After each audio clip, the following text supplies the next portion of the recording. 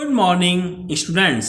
MA education अर्थात MA शिक्षा शास्त्र पेपर नंबर 101 जिसका नाम है फिलोसॉफिकल फाउंडेशंस ऑफ एजुकेशन अर्थात शिक्षा के दार्शनिक मूल आधार, जिसमें आज हम जानेंगे डेमोक्रेसी एंड कैरिकुलम, लोकतंत्र और पाठ्यक्रम।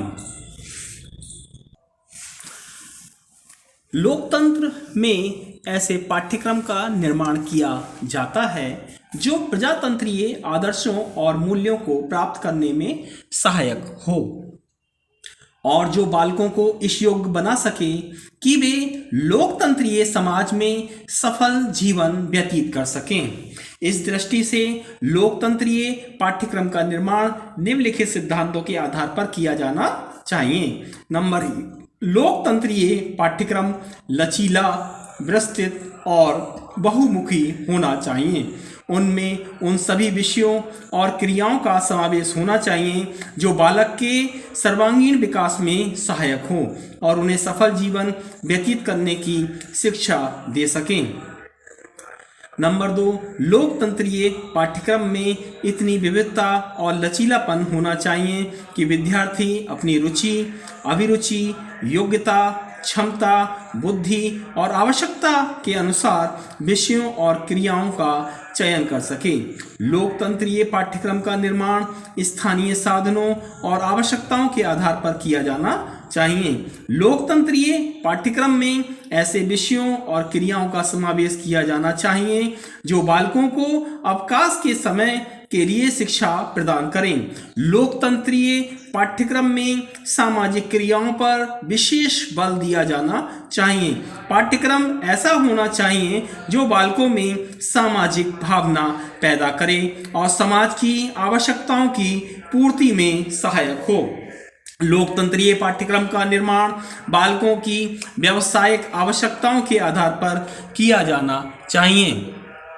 अब हम लोग जानेंगे democracy and methods of teaching, यानी लोकतंत्र और शिक्षण विधियां। लोकतंत्र में शिक्षण विधियों का चयन भी लोकतंत्रात्मक सिद्धांतों और आदर्शों के अनुरूप किया जाता है। लोकतंत्र का मूल सिद्धांत स्वतंत्रता, क्रियाशीलता और प्रगतिशीलता है। इसलिए कठोर परंपरावादी और निष्क्रिय शिक्षण विधियों का लोकतंत्र में कोई स्थान नहीं है। लोकतंत्रीय शिक्षण विधियों में निम्नलिखित विशेषताएं होनी चाहिए। नंबर 1, लोकतंत्रीय शिक्षण विधियों द्वारा बालकों में करके सीखने, लर्निंग बाय डूइंग की आदत डालनी चाहिए। बालकों को कक्षा में एक निष्क्रिय श्रोता की तरह न बैठकर सक्रिय रहकर सिद्धांतों और सत्यों की खोज करके निष्कर्ष पर पहुंचने का प्रयास करना चाहिए। नंबर 2, लोकतंत्रीय शिक्षण विधियों द्वारा बालकों को अपने अनुभव से सीखने की स्वतंत्रता प्रदान करनी चाहिए। बालकों पर कोई दबाव नहीं डालना चाहिए। उनको प्रश्न पूछने, विचार विमर्श करने, वाद विवाद करने और अपना मत प्रकट करने की स्वतंत्रता होनी चाहिए। नंबर 3, लोकतंत्रीय शिक्षा में सहयोग के आधार पर शिक्षा की प्रक्रिया चलनी चाहिए। कक्षा के समस्त कार्य शिक्षण और शिक्षार्थी के सहयोग से होने चाहिए। शिक्षक को एक सहायक और मार्गदर्शक के रूप में ही कार्य करना चाहिए और उन्हें बालक को शिक्षा प्राप्त करने में केवल सहयोग देना चाहिए। नंबर 4, लोकतंत्रीय शिक्षण विधियों में चिंतन, तर्क, कल्पना आदि मानसिक शक्तियों के विकास पर विशेष बल दिया जाना चाहिए। इसके लिए निरीक्षण विधि को अपनाना चाहिए तथा विषय का व्यवहारिक ज्ञान देने के लिए प्रयोग और कर्मशाला विधि का प्रयोग किया जाना चाहिए। अब हम लोग जानेंगे डेमोक्रेसी एंड डिसिप्लिन, लोकतंत्र और अनुशासन। लोकतंत्र में अनुशासन का बहुत महत्व होता है। बिना अनुशासन के लोकतंत्रात्मक व्यवस्था सफल नहीं हो सकती। लेकिन लोकतंत्र दमनात्मक अनुशासन के पक्ष में नहीं है। वह दमनात्मक अनुशासन का विरोध करके स्व अनुशासन पर बल देता है। लोकतंत्र में वही अनुशासन अच्छा समझा जाता है जिसमें बालक स्वयं अनुशासन बनाए रखते हैं।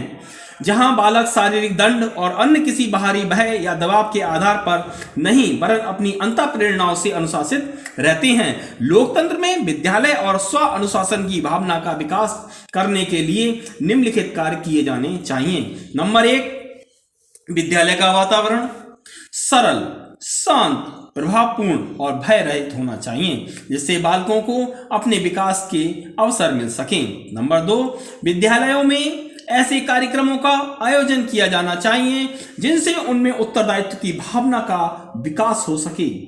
छात्र संघ, क्रीड़ा संघ आदि को संगठित करने की छात्रों को पूर्ण स्वतंत्रता दी जानी चाहिए, जिससे उनमें स्वयं अपने द्वारा बनाए गए नियमों का पालन करने की भावना पैदा हो सके।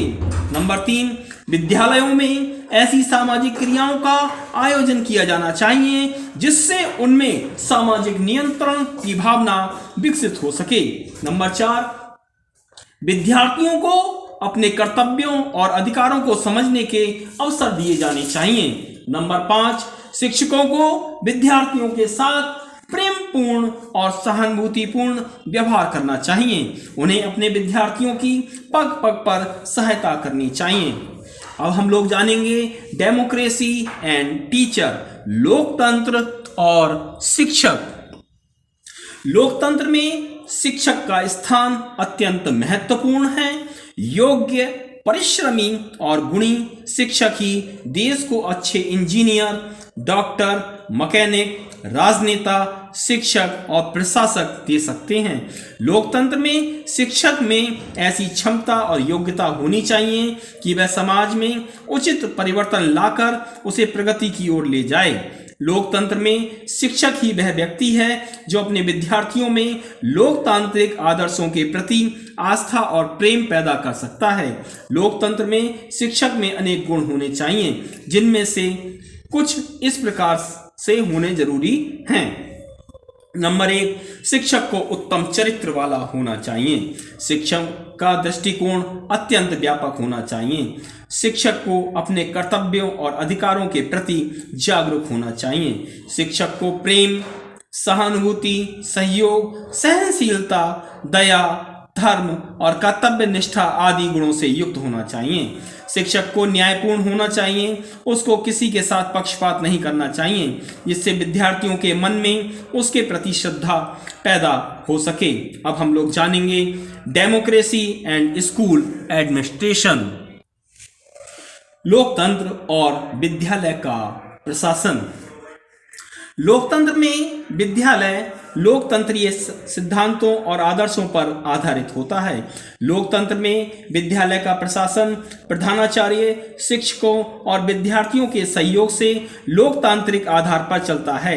ये सभी मिलजुल कर विद्यालय की नीतियों का निर्माण करते हैं, पाठ्यक्रम बनाते हैं, शिक्षण विधियों का निर्धारण करते हैं, पाठ्य पुस्तकों का चयन करते हैं, कक्षा कार्यों की योजनाएं बनाते हैं और अन्य सहगामी क्रियाओं की व्यवस्था करते हैं। लोकतंत्र में प्रशासक और प्रधानाचार्य अपनी योजनाओं को शिक्षकों और विद्यार्थियों पर बलपूर्वक नहीं थोपते, वरन उनकी सहमति और सहयोग से कार्य करते हैं। इस व्यवस्था में प्रधानाचार्य और विद्यार्थियों, शिक्षकों और अधिकारियों, शिक्षकों और अभिभावकों, विद्यार्थियों और प्रधानाचार्य, अधिकारियों और अभिभावकों और प्रधानाचार्य और शिक्षकों के आपसी संबंध लोकतंत्रीय भावना पर आधारित होते हैं। इससे अनेक लाभ होते हैं, जैसे प्रधानाचार्य को विद्यालय प्रशासन में शिक्षकों का पूर्ण सहयोग मिलता है, शिक्षकों के व्यावसायिक कार्य में अधिक कुशलता आती है और विद्यार्थियों में लोकतंत्रीय भावना का विकास होता है। अब हम लोग जानेंगे democracy and education in India, Bharat में लोकतंत्र एवं शिक्षा। जनसंख्या की दृष्टि से भारत दुनिया का सबसे बड़ा लोकतंत्र है। दुनिया का ये महान लोकतंत्र तभी सफल हो सकता है जब राष्ट्र के सभी नागरिक शिक्षित हों और उनको शिक्षा प्राप्त करने के समान अवसर उपलब्ध हों। भारतीय संविधान ने भारत को स्पष्ट रूप से ये निर्देश दिया है कि वह 14 वर्ष तक के सभी बालक बालिकाओं के लिए निःशुल्क एवं अनिवार्य शिक्षा की व्यवस्था करें। सरकार इसके लिए प्रयत्नशील भी है। इसके अतिरिक्त सरकार माध्यमिक शिक्षा और विश्वविद्यालय शिक्षा के प्रसार के लिए भी प्रयत्नशील है। सरकार ने देश में भारी संख्या में माध्यमिक विद्यालय खोले हैं और विश्वविद्यालयों की संख्या में भी आजादी के बाद भारी बढ़ोतरी हुई है। तकनीकी शिक्षा संस्थानों में देश में जाल बिछाया जा रहा है। गूंगे, बहरे, लंगड़े, अंधे और अन्य प्रकार के विशिष्ट बालकों को शिक्षित करने के लिए शिक्षा की व्यवस्था की जा रही है। स्त्रियों को शिक्षित करने के लिए अथक प्रयास किए जा रहे हैं। उनके लिए हर स्तर की शिक्षा संस्थाएं खोली जा रही हैं। प्रौढ़ व्यक्तियों को शिक्षित करने के लिए प्रौढ़ शिक्षा का व्यापक कार्यक्रम कार्यान्वित किया जा रहा है। पिछड़ी हुई और परिगणित जातियों के विद्यार्थियों को शिक्षा प्राप्त करने के लिए विशेष सुविधाएं दी जा रही हैं।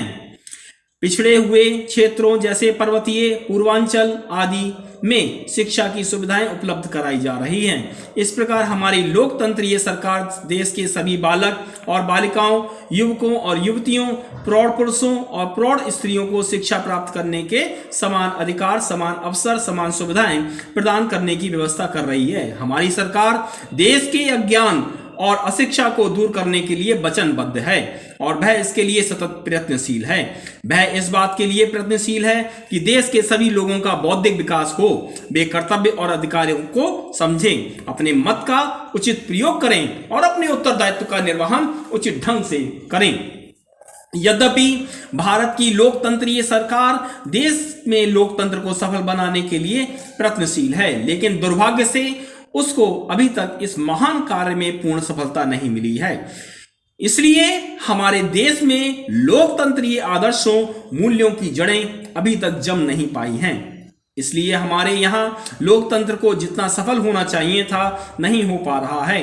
भारत में जातीयता, सांप्रदायिकता, प्रांतीयता, भाषावाद, सामाजिक विषमता, निर्धनता, अज्ञानता, भ्रष्टाचार, भाई भतीजावाद, अनैतिकता आदि ऐसे अनेक कारण हैं जो लोकतंत्र की सफलता में बाधा डाल रहे हैं। अशिक्षित होने के कारण भारत की अधिकांश जनता वोट के महत्व को नहीं समझ पाती है और लोकतंत्र के अर्थ को भी नहीं समझ पाती है। भारत के अधिकांश निवासी इतने गरीब हैं कि वह रोटी, कपड़ा और मकान की समस्याओं को हल करने में ही लगे रहते हैं। उनको राजनीति या दूसरी बातों विचार करने का समय नहीं मिल पाता है। इसलिए इसके अतिरिक्त हमारी शिक्षा प्रणाली इतनी दोषपूर्ण है कि भारत की लोकतांत्रिक आवश्यकताओं को पूरा करने में पूर्णतया असमर्थ है। हमारे देश में लोकतंत्रीय सिद्धांतों के अनुसार न पाठ्यक्रम का निर्धारण किया जाता है, न शिक्षण विधियों का प्रयोग किया जाता है और न विद्यालय प्रशासन को लोकतांत्रिक आदर्शों और मूल्यों के अनुरूप बनाया जाता है।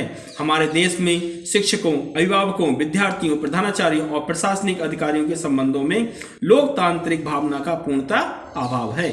हमारे देश में आए दिन विद्यार्थियों द्वारा आंदोलन किए जाते हैं और शिक्षकों तथा अन्य कर्मचारियों द्वारा हड़तालें भी की जाती हैं।